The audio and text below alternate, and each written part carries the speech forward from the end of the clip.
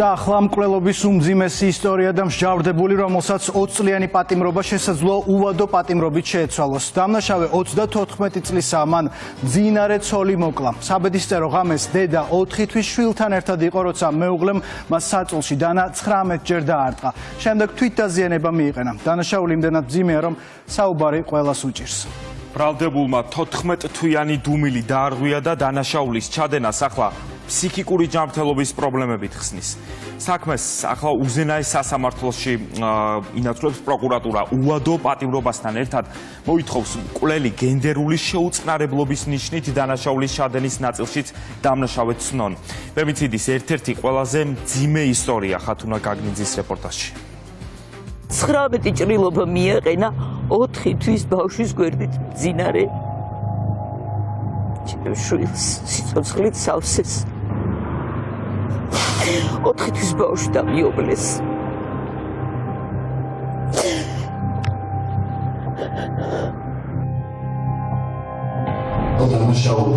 ფსიქიკური აშლილობის და ემოციური აშლილობის ფონზე ჩავიდნენ. ეს 34 წლის გიორგი კავლელაშვილია. კაცი, რომელმაც ცოლი გამთენიისას საწოლში მოკლა, თანაც იმ დროს, როცა დედა 4 თვის შვილთან ერთად იწვა.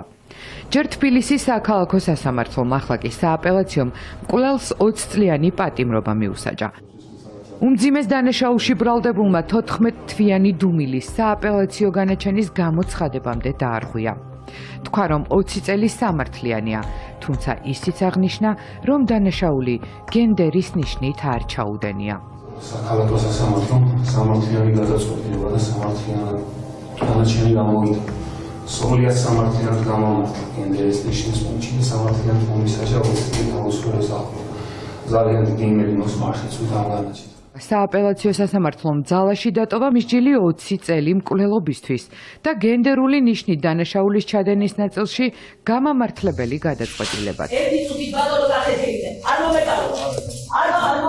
მოკლული ქეთი ედიბერიძის ოჯახი ელოდებოდა, რომ დამნაშავეს უვადო პატიმრობას მიუსჯიდნენ. დაზარალებული მხარე კატეგორიულად არ ვეთანხმებით სააპელაციო სასამართლოს გადაწყვეტილებას, როგორც გენდერული ნიშნის ნაწილში არ დააკმაყოფილა პროკურორის სააპელაციო საჩივარი, ასევე სასჯელის ნაწილში განმარტა, რომ ამ საქმეში არის იმაზე მეტი მტკიცებულებები, ვიდრე სტანდარტულ ძალადობის საქმეში და ფემიციდის საქმეში.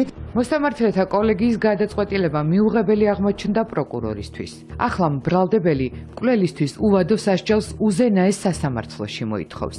გენდერია ის, რომ გათხოვების შემდეგ გარდაცვლილმა წაშალა Facebook-ი, გააუქმა სოციალური ქსელები, ურთიერთობა შეწყვეტა თავის მეგობრებთან, ახლობლებთან, მეუღლე უკონტროლებდა მაღაზიაში გასვლას, აფთიაქში რომ მიდიოდა თან მიყვებოდა, 4 თვის შვილის გვერდით, 19 ჭრილობით ცოლის მკვლელს სასჯელი არ უნდა განესაზღვროს ციფრებით.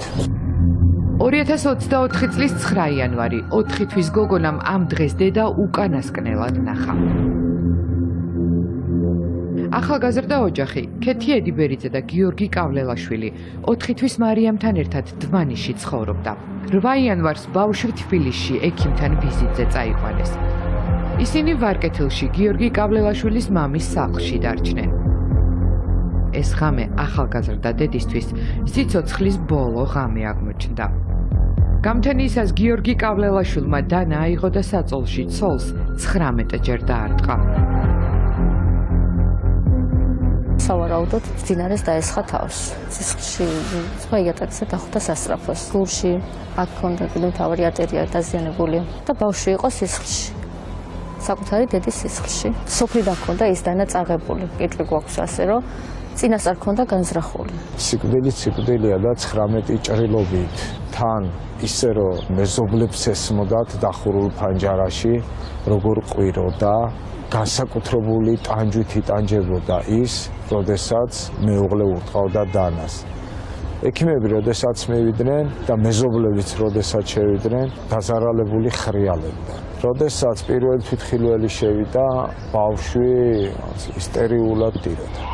სისხლისგან დაცილ ქალთან ერთად კლინიკაში გადაიყვანეს გიორგი კავლელაშვილიც. გაირკვა, რომ დანაშაულის ჩადენის შემდეგ მან თვითდაზიანება მიიყენა. ქეთი ედიბერიძე კლინიკაში მიყმანისთანავე გარდაიცვალა, დამნაშავე კაცი კი გადარჩა.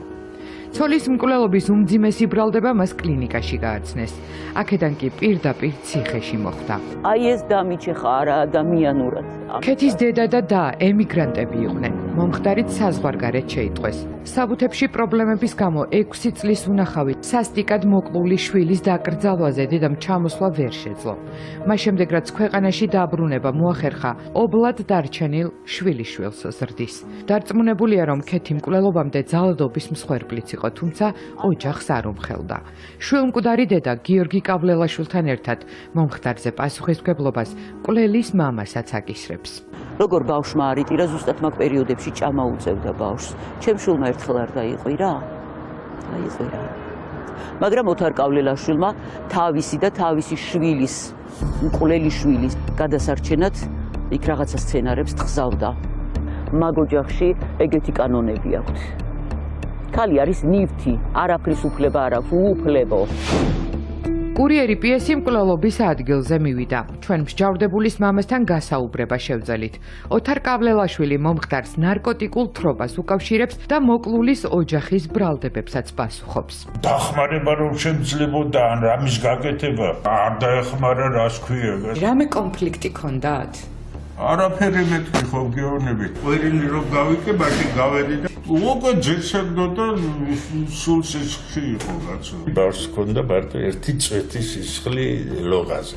ეს რა გააკეთებია უთხარი და სამზარეულოს რაღაცა დანაიღო, რაღაცა ამოიღო და თვითონ რამდენჯერმე ჩაერთვა. აი რაც ჩაიდინა, ვერაფერი გამართლება ვერ ექნება, რა გაქვთ სათქმელი მოკლულის ოჯახისთვის? არაფერი, ვერაფერს ვერ ვამბობ, ჩემ თავსაც ვერ ვეუბნები. რაღაცა ქონდა გაკეთებული წამალი თუ რაღაცა ქონდა, არ ვიცი. ნარკოტიკზეა? ხო რა. მამა ნარკოტიკებს ახსენებს, მსჯავრდებული კი ფსიქიკური ჯანმრთელობის პრობლემებით თავის მართლებას ცდილობს.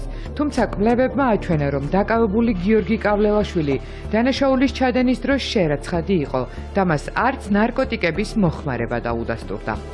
ამის მიუხედავად მსჯავრდებულმა ადვოკატიც დაარწმუნა, რომ მკვლელობა ჰალუცინაციის ფონზე ჩაიდინა. არ დაუჯერა, ასე ვთქვათ, სასამართლო ფსიქიატრიული ექსპერტის დასკვნის დროს ექსპერტებმა, რომ თითქოს და ეს რაცაც ამბობდა, რომ ჰალუცინაციების შედეგი იყო, ფსიქიკური პრობლემების შედეგი იყო, ეს იყო ამ უბედურების მიზეზი. რა თქმა უნდა, ეს გიორგი კავლელაშვილისთვისაც დიდი ტრაგედიაა. მანამდეც ჰქონდა გარკვეული ფსიქიკური პრობლემები, მისთვის არ შეიძლებოდა ალკოჰოლის მიღება და ამან გამოიწვია იმ ახალი წლების პერიოდის შემდეგ ეს პრობლემები და დღეს ძალიან ნანობს, რომ არ მიაქცია ამას სათანადო ყურადღება. ექსპერტიზის დასკვნის თანახმად ბრალდებული ჯანმრთელი. მთელი სასამართლო განხილვების განმავლობაში ვეკითხებოდით, რატომ ბრალდებული დუმდა. მხოლოდ ამბობდა, რომ ინანიებს. მაგრამ ინანიებს მხოლოდ სიტყვებით, ჩვეულებრივად.